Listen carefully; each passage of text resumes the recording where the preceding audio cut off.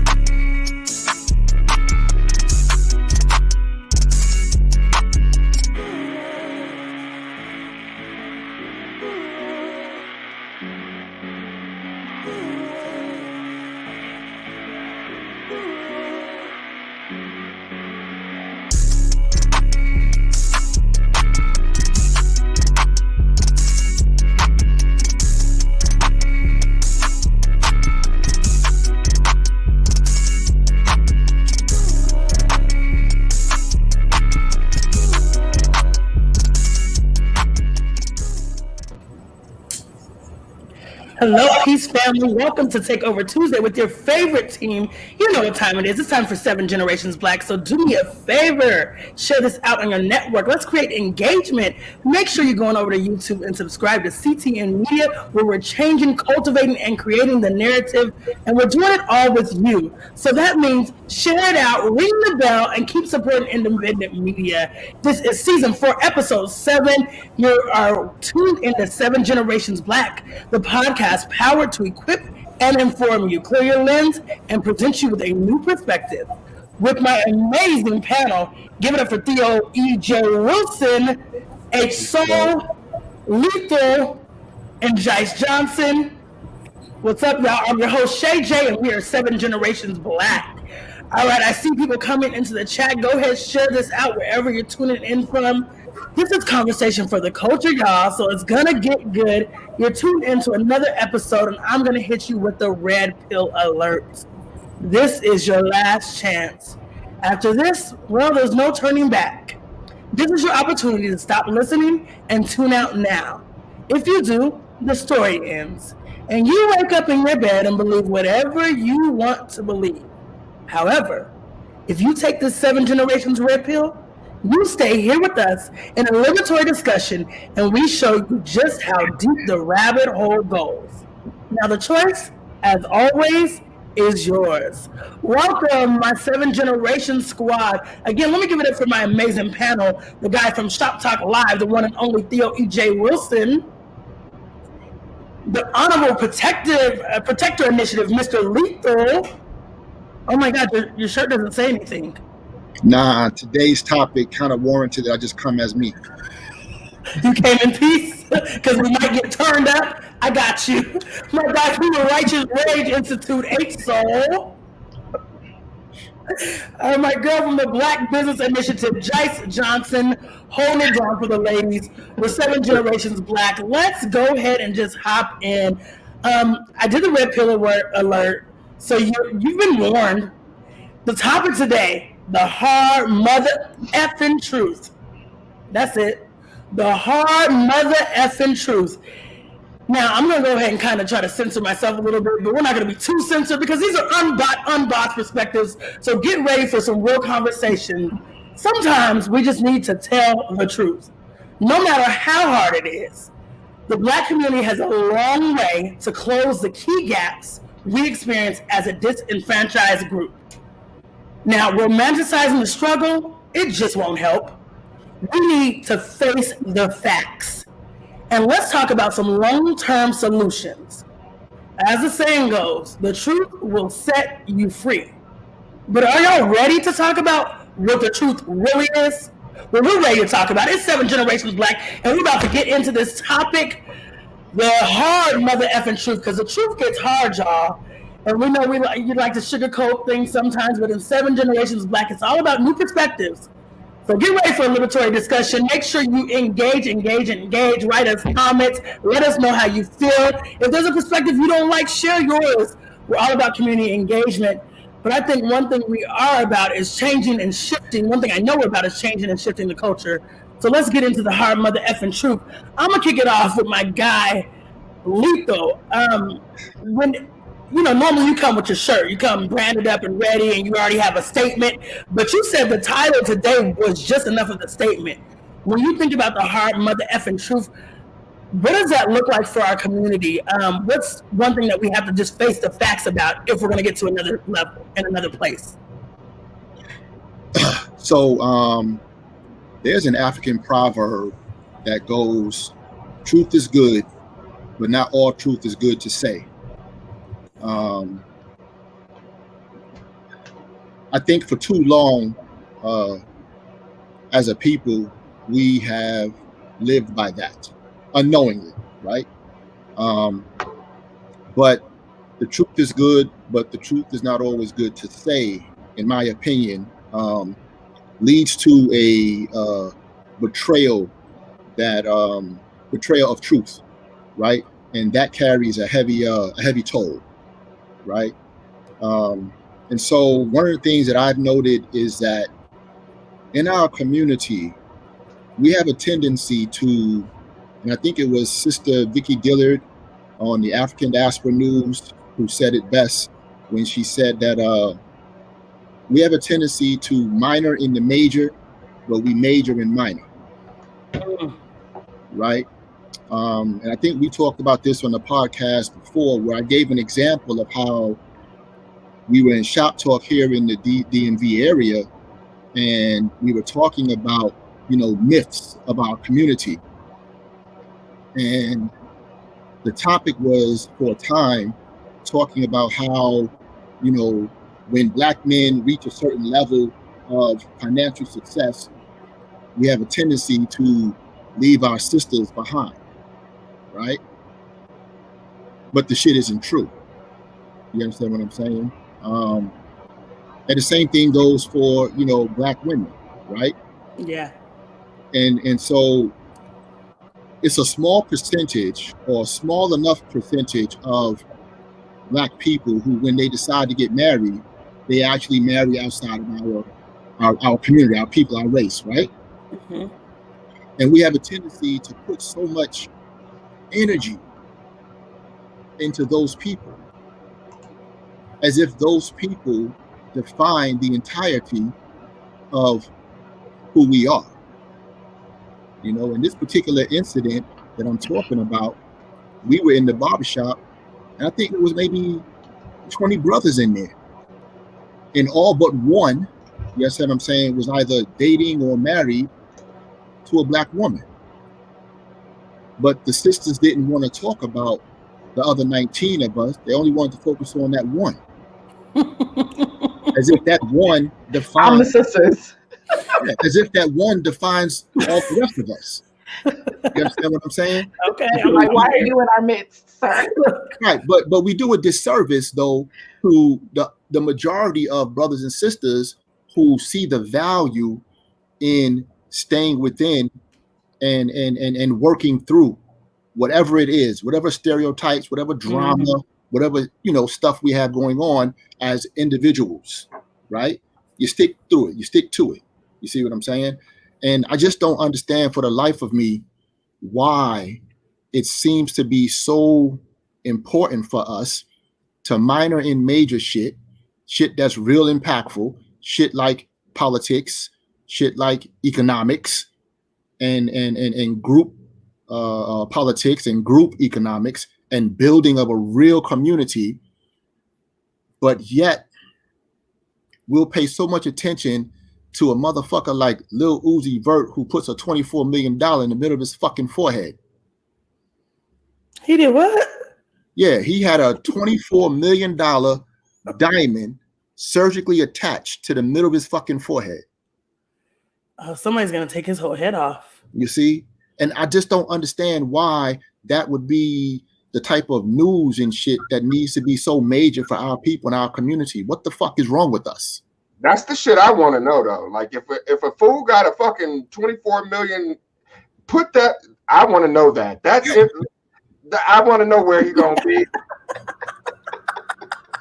because I'm following homeboy. I have to disagree on that one. Sorry about that, Lethal. I want to know if he bumps his head. I want to play him on the basketball and give him an elbow to shit, see if that shit can be dislodged. Because if you put a $24 million diamond in your head, you deserve to get that shit carved out around Black folks. That's all I'm saying. I'm sorry. My bad, brother.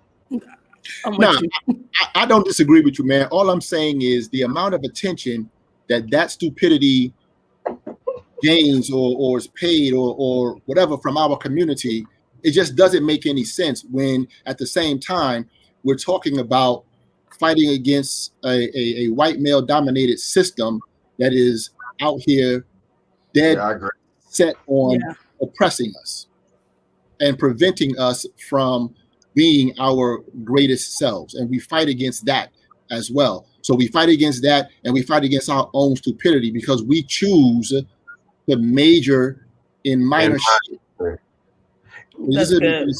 So I would have used as an example the woman who just super glued her hair and shit and had the 40-year-old Black woman. That's what, like, why? That shit Why did she do fire? That shit caught fire. So Lethal is right on. He's got the needle in the vein. right there. Yeah. He's done the money. Those of you tuning in, do me a favor, thumbs up this. Let us know where you stand, how you feel. We get the entertainment value in a lot of this. We understand. This is why we want to make sure you're sharing this out on your network, because conversations like these aren't the conversations that go viral, but things like putting Gorilla Glue on your wig are the things that go viral. So I question our values. I question our mindset. I question all those things. Exactly, girl. She said, "What is happening?" That's what we want to know. What is happening in this community? What is happening? What are we really valuing? Gorilla Glue. Yeah, it happened. It happened. What the fuck is wrong with us? Public education. But then we walk around and we quick to fucking point the finger at the white male dominated society when we continue to give them the fucking ammunition they need to keep their fucking foots in our ass. Like, what the fuck? Exactly. People love those empty distractions. I think that's so real. Theo, when you think about the level of distractions, you've went viral for some significant things, going undercover in the KKK, and really a part of some progressive things. And things undercover in the KKK? Yeah, it gets more extreme every time someone says it. I was like, had you been sworn in? What happened? I was like, what the fuck? What did we do behind the scenes? He infiltrated Al Qaeda, my nigga. Infiltrated Al Qaeda. You were at the I was at the Capitol. America, that was you. I remember. So. I was singing this I kicked over Nancy Pelosi's desk and shit. You sat on the desk. You put your feet up on the table. We appreciate you. We want to say thank you. That was me, nigga. That was actually me. Yo. You guys are horrible. Absolutely horrible. No, but when you look at actually doing significant things, so he didn't go undercover in that KKK. He'll explain what he did for you guys later, all that great things. But when you look at the things that are being covered and where our attention is, and to our brother Letho's point, the things that, and somebody in our audience saying the things that are holding weight, that are empty distractions, what does that look like to even shift this mindset? Because this is nothing that's new. This has been a big part of who we are. Yeah. So I think that one of the most deadly aspects of America is it flips our survival mechanisms on our head. That's one of the best things that an oppressor can do to get their way on an oppressed people. For example, like we talked about power, the power of culture last week. And I like to say that we have a soft power culture that works within the hard power mechanisms of American infrastructure. So we have the hip hop, we have the rap, the trap music, we got the fucking swag, you know what I'm saying, the lingo and all that shit. But it's the gasoline flowing through a global machine that was built through American military and cultural dominance, right?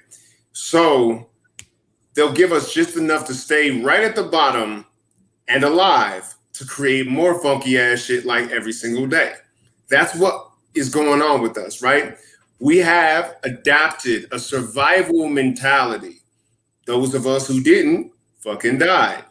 So the ones who lived knew how to cling on to scraps. We are the culture that made chitlins. You understand what I'm saying?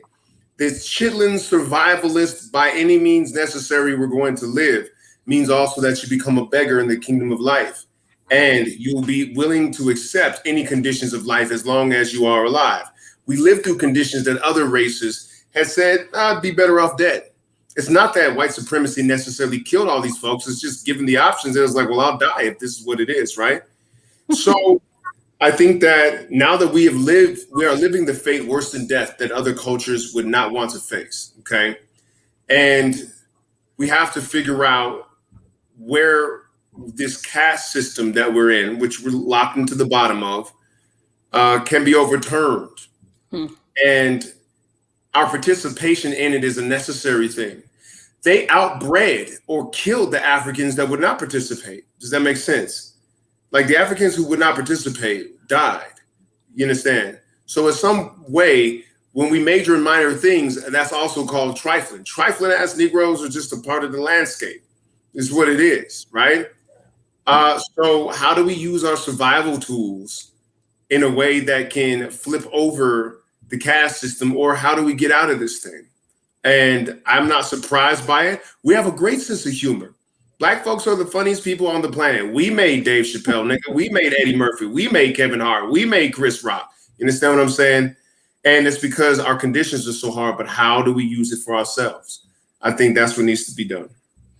I think you made so many great points in that with our conditions. And when we're talking about the empty things and the things that are actually a condition right now, I mean, and this is where I have to go to you, Jice.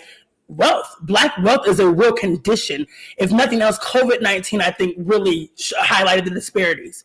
We were able to see we have 5.5% of unemployed rate of Black Americans to white Americans, 7.2% of Black people that are underemployed. So even though they're employed, they still can't make their bills. When we're looking at the wealth gap and this being a significant issue, but not a lot of people talking about this, Jice, if you could just dig into that a little bit of what that means for our culture and the hard mother effing truth about where we are as a culture and how far away from wealth we are.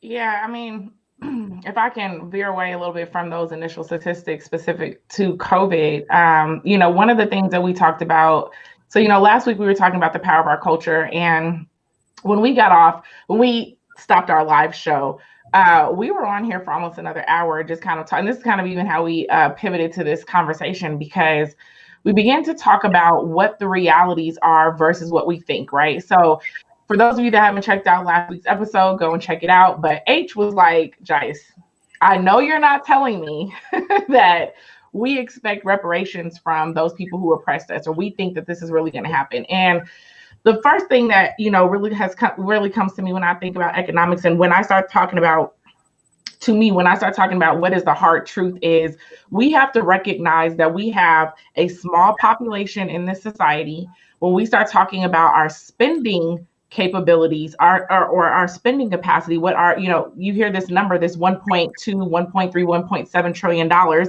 that keeps coming out about what we are capable of spending, right? And I want to circle right back to that just to talk about the hard motherfucking truth. Like this idea that we have, where we think we can pull ourselves up out of this hole that we did not dig for ourselves, and that is so fucking deep, that we think we can just keep putting our little teaspoons worth of dirt back into the hole. You know what I'm saying? It'll be generations on top of generations on top of generations before we would ever come out of the hole, and the hole keeps getting deeper. So just to give in that one example, when we need to talk about the truth, we have to stop saying that we have $1.5 trillion of spending power. No, we don't. We don't have that. Part of that is where we have spending power. First of all, nobody can actually track that down, okay? Now, since that number has come out, which I have used myself, I have steadily tried to track down where that number has come from, and it can't really be traced. Somebody threw it out there one day, and it's stuck, and it's been running ever since, okay? But fake news. Huh? Fake news. Everybody knows it's fake news. You know it. I know it. It's not real. It's fake. Our impressionist himself. It doesn't, that number cannot actually be tied anywhere, right? But then here's the thing. When we're talking about spending power, the real idea around spending power is when we have agency to spend dollars where we want to spend them. So here's what we know. We know that they will give us college loans so we can go deep into college debt. What we know is that they won't give us home loans so that we can build up our assets, right? And pass on intergenerational wealth. What we do know is that they'll give us a janky ass car loan. What we do know is that they'll give us high credit cards. What we do know is that they'll extend us credit for our medical bills so that we can get ourselves into debt there. And all of those numbers count towards our spending abilities, right? But we don't get to spend dollars that go to our overpriced medical system. We don't get to spend those dollars anywhere. You can't just go and use your money wherever you want to use it, right? So we keep having a contradictory message, right? We need to face the truth. We keep having a contradictory message of how much spending power we have versus the fact that we have a lot of debt, and not debt that actually builds us up into assets. And that we have materialistic things that lose value and not that gain value. So how does that work? Do we have the ability to control economies, right? Or is that something that they keep instilling in us, where we keep going out and trying to spend money? Even the idea of buying black is a consumerist perspective. White people need to buy black. Black people need to stop spending money. That's good. So when we talk about buying black, who are we even talking to? Man, listen.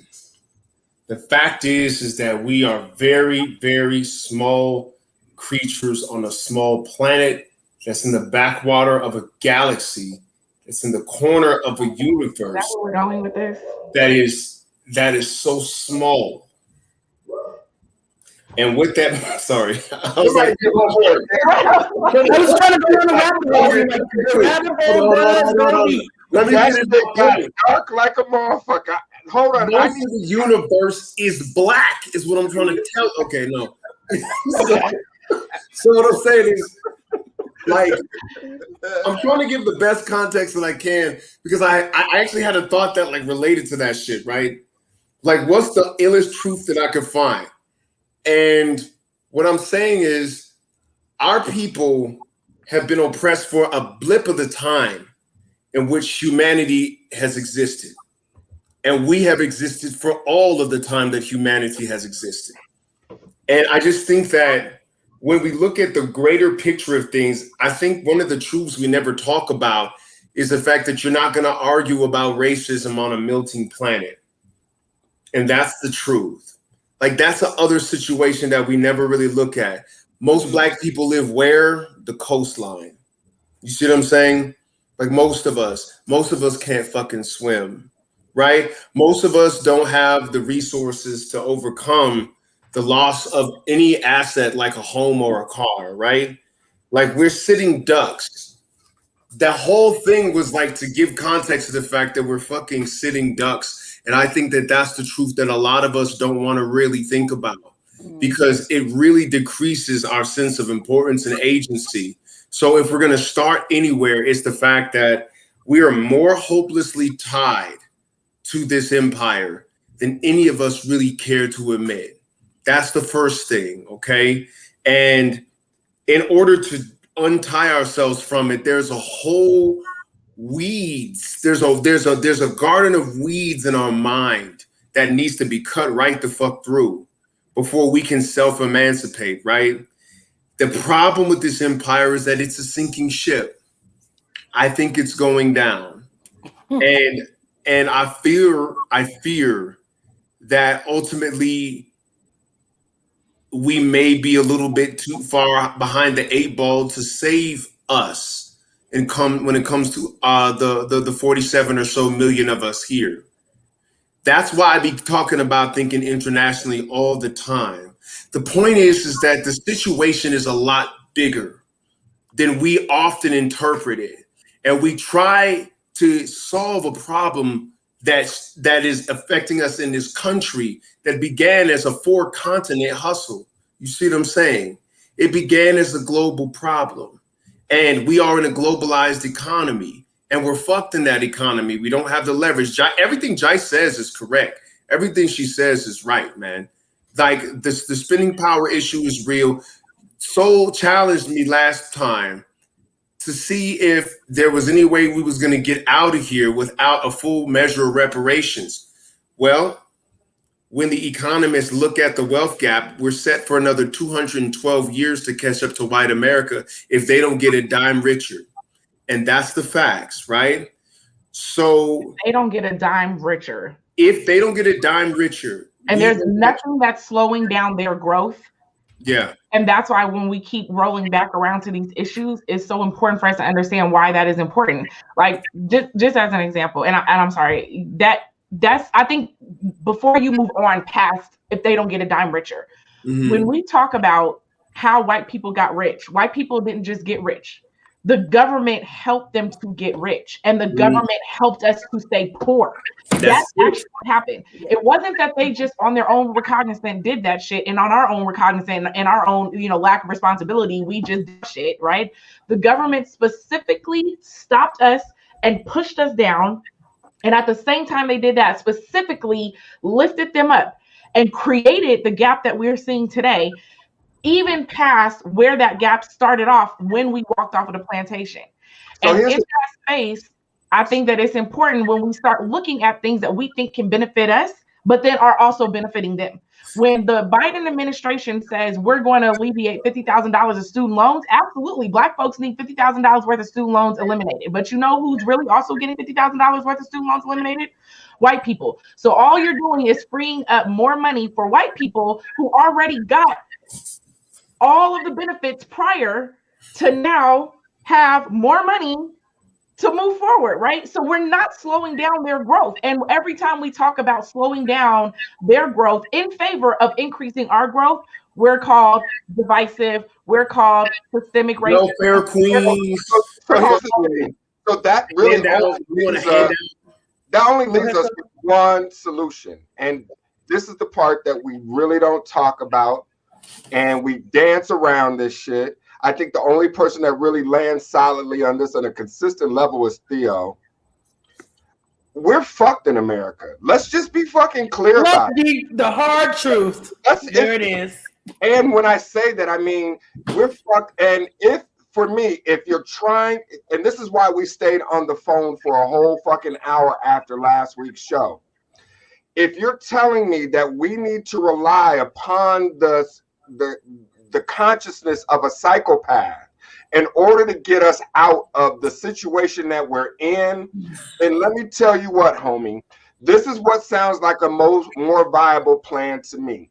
That we as Black people need to begin to use America the same way that everybody else uses America, which means we need to have our emotional social base in our land of birth, and we use America as a penny bank or to make Nigerians don't want to be Americans, but listen, when they come over here, they are hustling their asses off, and when you go back home, they're building back up their homeland.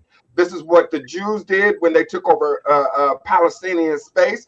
They raised their money in America. They got the American government paying, but they send that shit. And that's why Israel, they made a whole oasis in the desert. That was nothing but desert space, homie. And now it's one of the most optimal spaces of and built up spaces on the planet. And so I say that to say that I'm tired of having these conversations about which political party we're going to engage in, and like none of that fucking matters if in 200 years, if they didn't make if it doesn't get any more plain than that shit right there, if they don't make another dime for 200 years, we still will not have caught up, then what the fuck are we doing? Like, but it's also it's not that we just wouldn't have caught up. It's that we wouldn't caught up without the repair of the damage that has been done. Which is why it is that shit. And any conversations about the white collective repairing the damage done economically, and Lethal points to this quite often too, and he's absolutely right. They care about green. And so if they care, if we're talking about the thing that they love most, that they need to give to us in order for us to be repaired, and we're talking about a psychopathic racial personality, then we are tripping if we think that we're tripping if we think that we can get out of this man what is necessary for us to be okay. Understand this. Same that thing Kanye said, how, Sway? Like, how is that supposed to happen? How is this how, Sway? Hold on, Lethal, before you do that, share this out, you guys. This is a conversation that has to happen in our community, but we want to do it with you. Share this out. Hit the thumbs up. Let us know you are enjoying this conversation. Thumbs up, hit the bell, ring the bell, support independent media. Let's keep controlling the narrative. Go ahead, Lethal. So, going back to Sister Jice's point, right? A couple of weeks ago, I pointed to this book right here. Dude, that's it. That's the one. That's the one. To read this book. I'm gonna keep pointing this book out to you, the audience that's viewing or listening. It's called The Color of Law, right? It's written by a Richard Rothstein, whatever the hell you pronounce their name. I don't know. I don't care. But you need to get this book because it lays out in detail how through home ownership, the white majority was uplifted and made to be this middle class At the same time, though, we were denied and held down. But I will say this for some hard motherfucking truth. Stop selling your grandma, your great grandma, and your mama's homes. Keep them shits in your families. Stop selling. That is property that you own, that is in your family. You understand what I'm saying? And according to statistics and data and information, especially it's in this book right here, for us to educate ourselves, the ownership of real estate is one of the surefire ways in which you can begin the pattern of generational wealth. That's true. Building generational wealth. So lethal. Hold on. So stop selling your fucking property. And I'm not talking about your goddamn navigators and Escalades and trade them shits in. I'm talking about land. I'm talking about homes that you own. Keep them joints in your family. Pass them down to your children. Take a community approach to paying the taxes. Do whatever you need to do to keep that property in your family's lineage. And as your family grows and goes into the future, purchase more and keep that in your family. But they won't do that, Lethal, because there's no such thing, and we talked about this last week, there's no such thing as a black family no more. Keep it in one family. This is what I'm talking about. This is talking about the divorce that's taking place.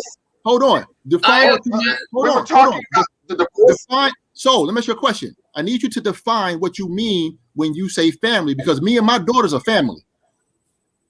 Okay, so this is what I mean. This is what I mean. I mean the breakdown of interpersonal relationships inside of black families is at an all-time high. We don't see each other as family. We got mothers fighting against daughters. We got brothers fighting against brothers. The disintegration, I said this last week, we were more unified as a people when we walked off the plantation than we are right now. And so not selling it so that it belongs to something called this abstract family. We don't fucking get. Listen, Jice was the one that said it, that she was selling insurance.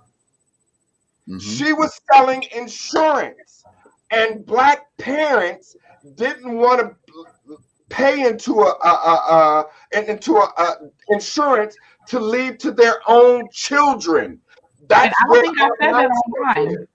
I think that's one of those hard motherfucking truths. But here's the thing we have to understand, Solon, you hit it right on the head. You said what they care about is the green. I've said that from day one, right? And what we have to learn to understand is this, right? What makes someone strong, if you exploit it right, it makes them weak.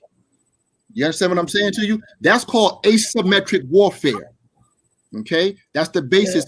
It is taking a strength and exploiting it for a weakness because it is that adversary's center of gravity.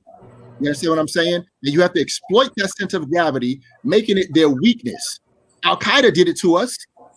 You understand what I'm saying? And I'm not saying we go out there and become blowing shit up. But what I am saying is that there are ways, rather, in which we can, you see what I'm saying, put a hurting on the economy, which will bring them to the fucking table, people out there listening, watching, bring them to the table to sit their asses down and to have a conversation. We got all upset and shit at Ice Cube for saying, yo, you know what? I'm not loyal to any individual party. I'm loyal to my people, and whoever's going to help my people is who I'm going to have a conversation with. And I don't. Hold on. Personally, I don't care where the assistance for my people come from. What I care about is that we get the assistance, period. So are we talking to the people or are we talking to each other, Lethal? Because the truth of the matter is The people, if we're talking to the people, you would already admit that most people don't think like that. Jice would admit that most of us don't think like that. I say that all the time. Well, I know that, and I think that's part of the hard truth is that even this conversation, right? This conversation is taking place online. Are we even talking about how many Black folks don't have access to the internet? Like, we keep thinking that we're in this world where everybody has a smartphone, everybody has an internet connection, no, they don't. They don't. We know that. I wouldn't say everybody, Jice, but I would say enough. I wouldn't say everybody has one, but I would say enough of our people have this. Enough of our people have the fancy latest Air Force Ones combinations with the Jordans. Enough of our people. And I feel like that's part of the propaganda, right? Because I would just be willing to bet that if you go and head into the back, country roads of Alabama and Mississippi and Kentucky, like, I don't think they do. I mean, maybe, but like, I don't think. But again, I think I want to ask you all this. I think when we start to think about it, here's so many things being laid out. And I know we have different people from different levels that are tuning in, and meeting people where they're at is a big part of what this is about. When we say things like, Black people are selling their family homes, Black people don't have a certain level of wealth, Black people are voting at party lines that have absolutely nothing to do with them being advanced. When we say these things, we know there's a lack of knowledge. We know that there's a level of propaganda where we're saying Black people don't care about the family structures anymore. So when we know all these things are set, the propaganda, the mass media, how do we help our people fight against these things when their reality is not these type of conversations every day? Their reality is these are not the people that they're sitting around. They're not sitting around people like you with these amazing perspectives that are going to dig in. So how do we now get to our culture to shift those mindsets and shift those realities? This is why conversations like this is exactly why Kanye married a white woman. Because Black people, listen, let me be very clear about it. It's conversations when you have the hard motherfucking truth that will make most Black people tap the fuck out. So either it's about to be a Miller Lite night, or I'm about to go get that sticky icky, or I'm about to check out one way or another. So either I'm going to check out with a white woman, I'm going to check out with a blunt, I'm going to check out with a 40 ounce, I'm going to check out, because what we're talking about is so vast and requires so much discipline that we know damn well. Let's be fucking honest. We know damn well that most of the people that we're sending out with this message that we talk on here, and my man Lethal is good for knowing exactly how many episodes we on. But whatever episode we on, I tell you this, you can take whatever episode we on and multiply it by 10, and we have still not begun to touch the how many people tuned in to see this Black woman who's 40 years old super glue her fucking head end up inside of, which brings me to my point. I don't think this discussion is for the masses of people, and I think we need to be more focused and very clear with ourselves that 7 generations Black is really probably talking to about 7 people, and we should be happy with those people that show up and listen to what Lethal is saying, listen to what Jice is saying, listen to what Theo is saying. We're going to get about 7 people. The rest of those brothers, we're going to call those super glue niggas. The super glue niggas is not going to be paying attention to what it is that we talking about. So that was so on point. So you 7 people that are tuning in, it's your responsibility to share this out, all 7 of you, to at least one more person so we can get to 14 by next week. So when we're looking at that, because you're being real, when we have these hard conversations, you know who's going to sit at the table. It gets uncomfortable for people. When we start looking at the realities of misleadership, personal gain in the Black community, and then people that are tuned in that hear this conversation and can really be able to understand what we're articulating, what is their responsibility to carry this out and to build community around these conversations? What is their responsibility when it comes to that? Thank you, Cassandra. It's a responsibility to your family. It's what that's where it starts. We as a people have been forced to be a people, but the very mechanics of what it takes to relate to one another are indeed being broken down. It's a conditioning thing, and I say this: we're negatively conditioned. when we say I'm about to keep it real, it's normally something terrible we have to say to one another. Hey, dog, I'm gonna keep it real with you. Brace yourself, because it's gonna be terrible. And somebody's gonna say something that'll hurt your feelings. Hey, nigga, let me keep it real. Yo, if I keep it real, because we're negatively conditioned. You see, we are more stick than carrot. Make us move, right? It's not toward the positive. It's away from the negative. Black Death be getting niggas off their ass, but not like the prospect of proactively building a healthy community, making sure that everyone eats vegetables. That's not what moving is. You feel me? And so, it's going to take negative incidences. This is the reason why we're in the minority, is because the ones of us on this podcast have cultivated the ability to be self-starting, goal-oriented people who move towards something, not necessarily always away from something, right? And our culture doesn't produce enough of that to get ahead of whatever wrecking ball is about to destroy us. And so the next solution is to somehow, somebody needs to build a working model and attract niggas to it. Because it's one thing to hold a sign and say, my car needs pushing. It's another thing when you actually get down and get behind the door and start moving your motherfucking car. Something about that attracts help. When you actually get this. Talking about me, Theo. Her life. I'm like, oh, there's Jice's life. Yes. Right. When my car stopped in the middle of the intersection. Oh, and I sat there for 2 whole iterations of the light, and everybody got out and started. This is why we should You breaking up, so yeah, you frozen, B. Hard truth. So this conversation again brings me back to the point of why I think Lethal had his finger on the button. Why we should have been voting for Trump. We should have voted for that nigga Trump. What? What happened? Yeah. Oh Lord. Yeah. I think the whole system just shut down. No, the system is good. So here's the thing. It gets back to what I said last week, right? We are not suffering enough. We're not suffering enough. See, Soul talks about when we came out of slavery, right? And how we were more united and connected then than we are today, right? It's because motherfuckers was getting their asses whipped. Women were being raped.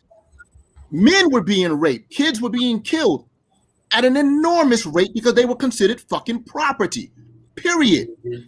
We today are not suffering enough, which is why you've heard me say, and I will keep saying, we need to stop calling ourselves motherfucking kings and queens because we don't know what a fucking king and or queen is. We don't act like kings and queens. See, kings and queens have fear, but kings and queens overcome their fear for the betterment of their people and get shit done. So let me ask you a question, because we often talk about too, why do we have to suffer to get to a different space? Why does suffering have to be a part of the equation? Because that's going to change our mindset. That's going to force us to act. That's a space that we need to recognize. That's a human condition. That's not just a Black condition. And I think that's especially intense among Black people, shall I say. It's very intense. It is, absolutely. I don't know about that. I feel like that's a human condition. I do. I feel like that's human. Talk about it, John. It is a human condition. I will agree with you on that. That doesn't negate that we need to work through that. But I think when we talk about, like, just in general, right, take away race and then talk about people. Even when you talk about people who push for meritocracy or push for excellence, people who have grit, people who have perseverance, people who are visionaries and begin to think about how to make changes in certain things, that's a small number of people in the entire population, right, across all the different socioeconomic groups. So then what you have is it's the ability for those people to garner support and influence and bring across everyone else, or start to bring across enough people to have leverage to move things forward. And I think that leverage piece is what was broken in us from a mental capacity, is that it's difficult to bring us on board with a vision because so many of us have a variety of, whether it's fear-based, whether it's survival, based, whether it's just the sense that they've really broken a lot of us, from wanting to learn and grow and things of that sort. So when we look at our community, now here is a Black problem. We're entertainment based. We are so focused on entertainment. It's like you have to find ways to make it super fun so that we would learn, basic shit. That right. We all did the spirit fingers. Everybody felt to come alive. And the lights, and you know what I'm saying? Instead of being able to really sit out here and dig into things that would help move us forward and dig into things, I think that the brain is also. I can't. The brain is also a muscle, and when you're not exercising your muscle, it gets weak. And so when you begin to do, when you are a person who is reading and thinking, like we don't think critically, right? So, but when you are a person who is consistently reading, consistently solving problems, consistently thinking about something and working toward it, that muscle gets stronger in order for you to, advance in that direction. But so many of us have had our muscles weakened. We sit in front of the TV all the time, and we just take in information, and we don't think critically, and we don't research, and we don't look up nothing. And so we're in this perpetual cycle because our brains are not being exercised. Literally. And that's the hard mother effing truth, y'all. I think that's part of it, right? But I also think that because of our, I guess, conditioning, right? We're always seem to be looking for a hookup in order to have a come up. You understand what I'm saying? And you can't always be out here looking for a hookup in order to have a come up, right? And expect that, you're going to have that internal drive to want to work and do what needs to be done. And when I say that we're not suffering enough, I say that, and I'm using it as sort of like a trigger, right? To light that fire in our ass. Right? Because sounds painful. Yeah. One of the things that I notice is we don't seem to be able to sustain and keep our foot on the neck of the individuals that we should be holding accountable to work with us, because we're the ones who put them in power. You understand what I'm saying? And I can give you a perfect example, right? On Monday, which was yesterday, right? This fucking idiot who's running for the governor in Michigan, a dark-skinned person, by the way, right? I ain't calling that motherfucker a brother or a black man, because brothers and black men wouldn't do what the fuck he did, right? But this dude literally came out and said that if he were to become the governor, he would work his hardest to make Black History Month illegal in the state of Michigan. You understand what I'm saying?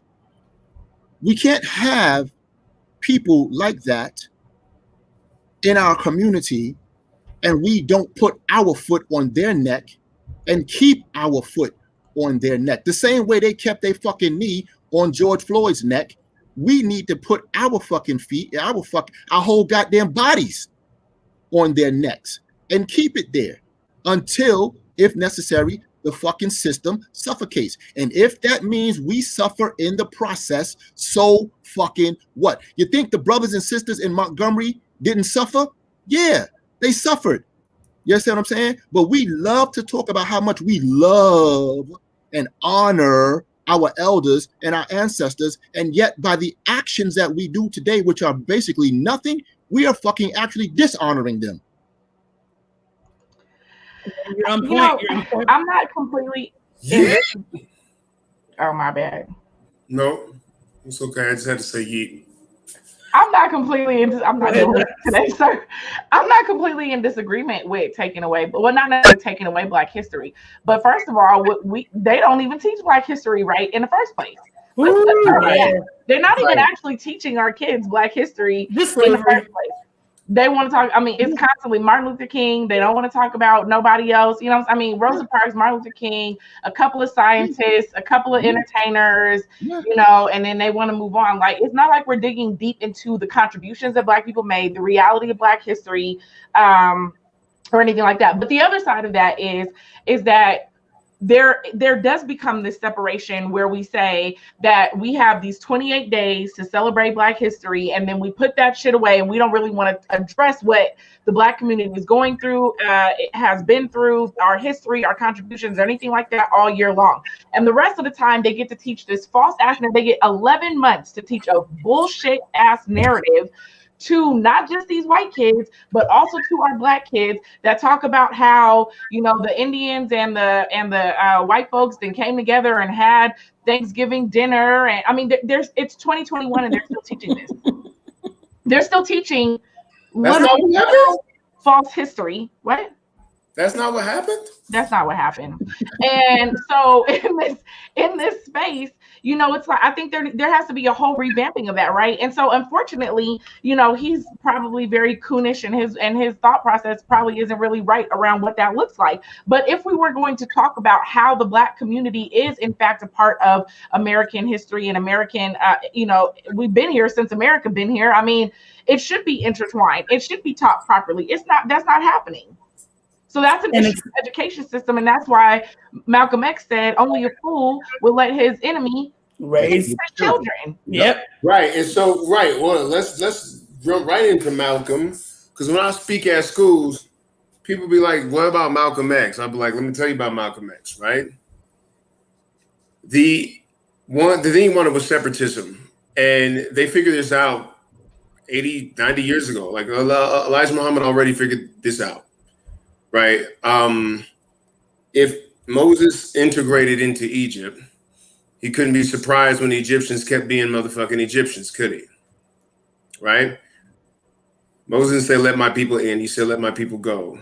Now, the only difference was America said, "I'll play fair and by the rules. I'll play fair and by the rules." And to a certain extent, it seems like only Black folks is trying to make America be America sometimes. Everybody else is hooking up their homeland. You know what I'm saying? Like everybody else got another place to go. You know, one real shit that Dr. Umar Johnson said was that we are the only people that you can't deport here. Right. You can even send a Native American back to a reservation. You can't deport us. You see what I'm saying? And that leads to the warehousing of us. Like, and so whenever I bring up Black separatism and Black nationalism, people in the majority community get defensive. And I said, well, if you're not hiring us at the rate you're supposed to be hiring us, you're practicing separatism. If you're not giving Black folks the loans that they need, even when they're qualified, you're practicing separatism. Every bit of racial discrimination, unconscious or conscious, is white separatism from Black people. So if we get the message, and we have many times, and begin to practice it, you can't get mad at us for that. With that being said, you know, somebody did bring up the fact that things are a lot more intertwined than they used to be. You know, we saw that even with the Black Lives Matter marches, it eventually was a good thing that all these other people are sending for Black lives. And then, of course, it got appropriated, right? It got taken over. And so it's such a mess now. But one thing is for sure, we have to decide the direction and the outcome. One hard thing that we haven't done is figure out what the fuck the outcome looks like. Yeah. At least the Nation of Islam defined what freedom looks like. Freedom to me is give me a couple of states in the South where I can just do my own thing away from you. I have the skill sets. I built this place. Let me have my own shit, right? So does freedom look like total integration? Is because that's the path that we're on. Every time Disney Plus picks up Black is King, right? There's so much dope ass Black programming that Jeff Bezos is profiting from right now, right? From the new Coming to America flick to all of the freaking pro-Black shows. I mean, even Spike Lee's new joint, you know what I'm saying? American Skin to One Night in Miami. These white major corporations are profiting from shit that actually should be and used to be only findable on Black media. That's good. We're being absorbed right now, right? Yeah. That's the truth too. We're being fully absorbed. When the liberal class says we really want to practice integration, we hear you Black folks, they're really doing it. Like they're actually trying to do that shit. Does that mean that we dissolve? Do we like the way that the only thing I don't let me think about that. I don't know if I agree or disagree with that. Let me start with that because I don't like to just say something, you know, I need to marinate on some shit. But marinate on it. in any case is it's about the leverage that we have. This is a global economy. We're never going back from it not being a global economy. I think we'll see the end of days and the earth destroyed by, environmental issues before we are no longer a global economy. Okay. It's a global economy. How does the Black person participate in the global economy? Are we constantly participating on the consumer end, or are we participating as, essentially the player, right? And you mentioned movies, but let me take that to, sports, right? Are we the owners of the team, or are we only the players on the team? And so we can make a lot of money, but we never have the ownership. And I think that's the key place. And really, truly, that's where the reparations takes place, is we have to be in a position where we can leverage our power. And if we're going to talk about the hard motherfucking truth, let's talk about the fact that so many Black people are trying to get into spaces and places that have no scalability. So even as we're thinking about businesses, and I've mentioned this statistic a million times, 96% of Black-owned businesses are single-member LLCs and sole proprietorships.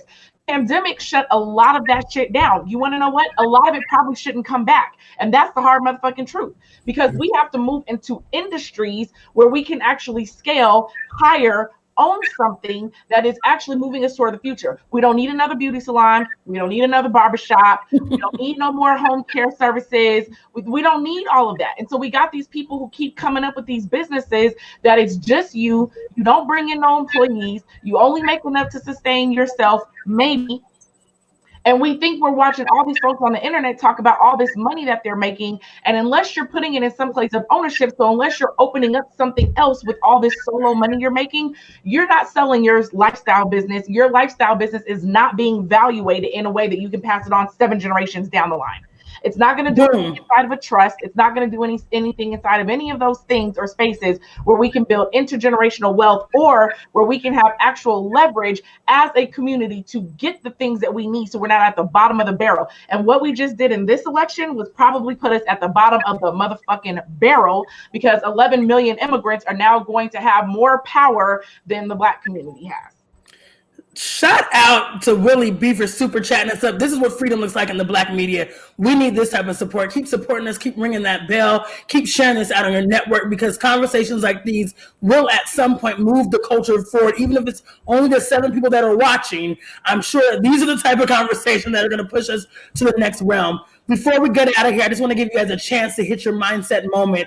As we're talking about the mother effing truth, the hard truth, I would like to know, what is something that we are romanticizing, and what is a 7 generational shift that you would offer the audience? Because it's not just about the problem, but it's about the solution. So I'm gonna start off with you, H Soul.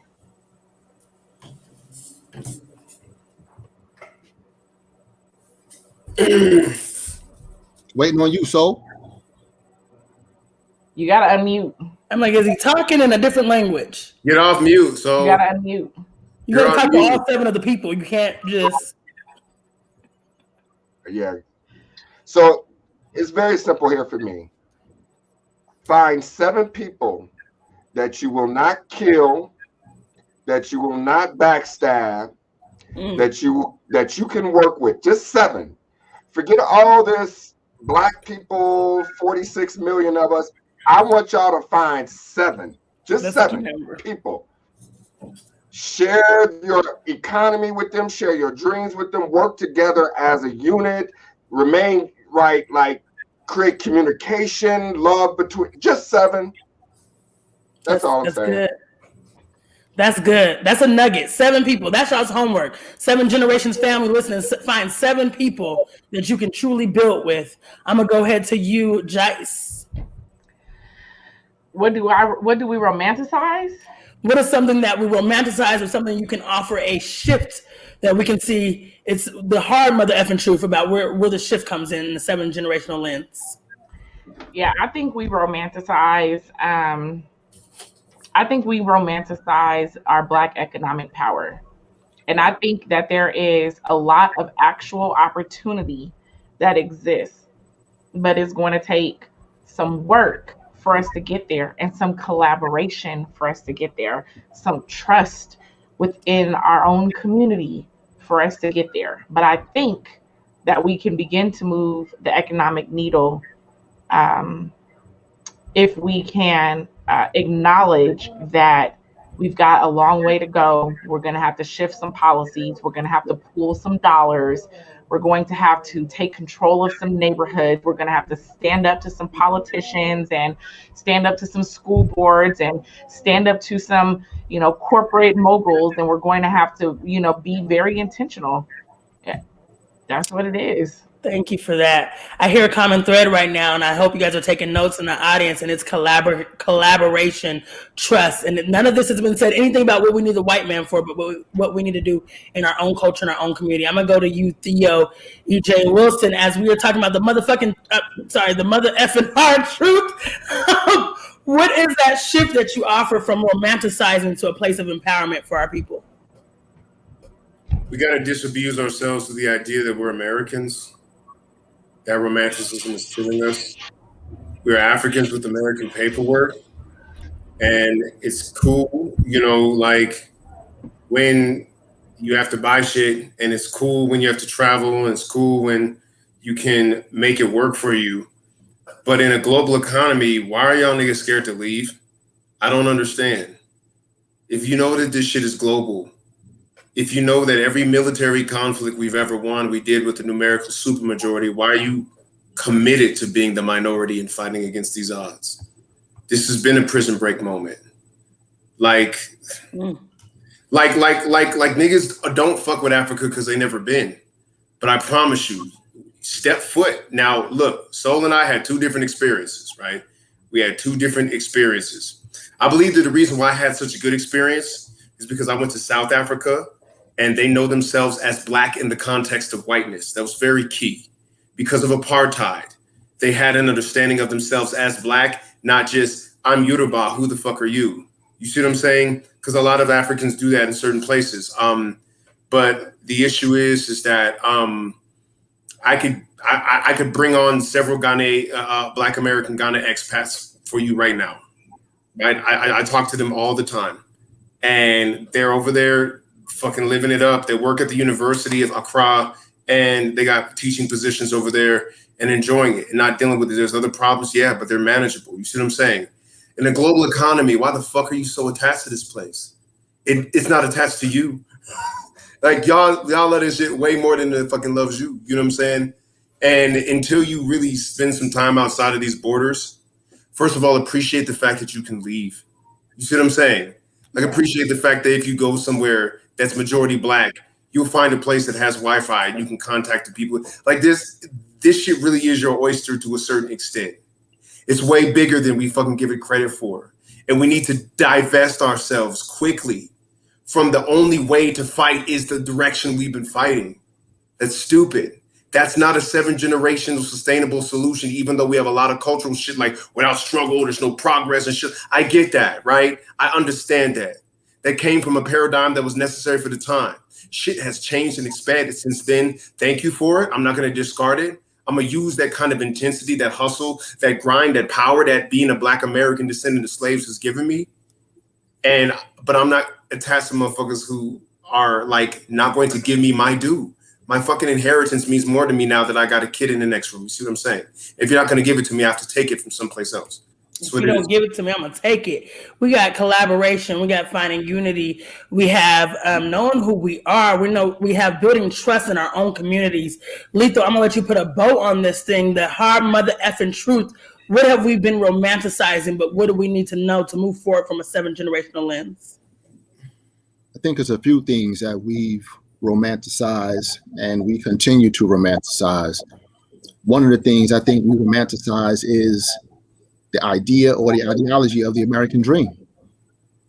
Another thing I think we romanticize is the history of our ancestors here, our African slave ancestors. Another thing I think we romanticize is our relationship with the Democratic National Party. That's fair. And I think that we have to wake up and realize that the truth is like oil. Hurting feeling. No matter how much water you pour on it, right? The truth is like oil. No matter how much water you pour on it, the oil is always going to float, right? So when we look at history, right, what exactly has our romanticizing of the American dream and our relationship with the Democratic Party and our ancestors actually gotten us today. You understand what I'm saying? And so going forward, we need to stop romanticizing shit. You understand what I'm saying? Because at the end of the day, it's all feel good, right? It makes you feel good. You know what I'm saying? But it doesn't get you anywhere. And if the white dominant society decided today that they were not going to increase their wealth, and yet it would still take us 200 fucking years in order to just begin to catch up to them, then we got to stop. And we need to get into, along with collaboration and building trust with each other, we have to start practicing group economics. I'll give you a perfect example of practicing group economics, right? We have something we call the Crew Scholarship Fund. It's me and about 4 or 5 of my other homies. And we set aside a certain amount of money on a monthly basis, and we give our scholarships to our children. Not our children from our community.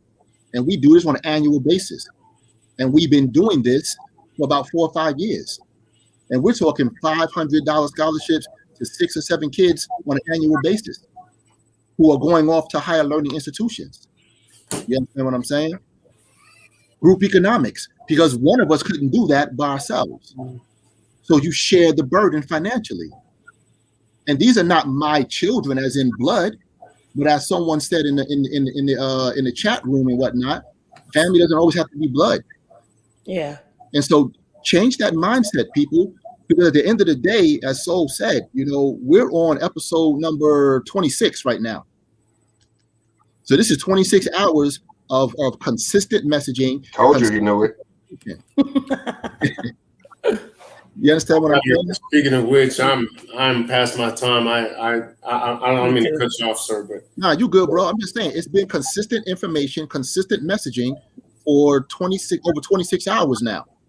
At some point in time, after 26 hours, if what the fuck we've said has not kicked in and you're not doing better at the end of the day when you get off this podcast from watching us, you're not a fucking king or queen. There we are, family. Until next time, if we as the people realize the greatness from which we came, we'd be less likely to disrespect ourselves. From our God, Marcus Garvey, remember when we start to remember who we are, the game will change. And until next time, peace and love, and keep hustling for your 7 generations Black. We'll see you here next Tuesday, 4 p.m. Mountain Standard Time. We're CTN Media. Keep changing the narrative. Peace and love. Yeet.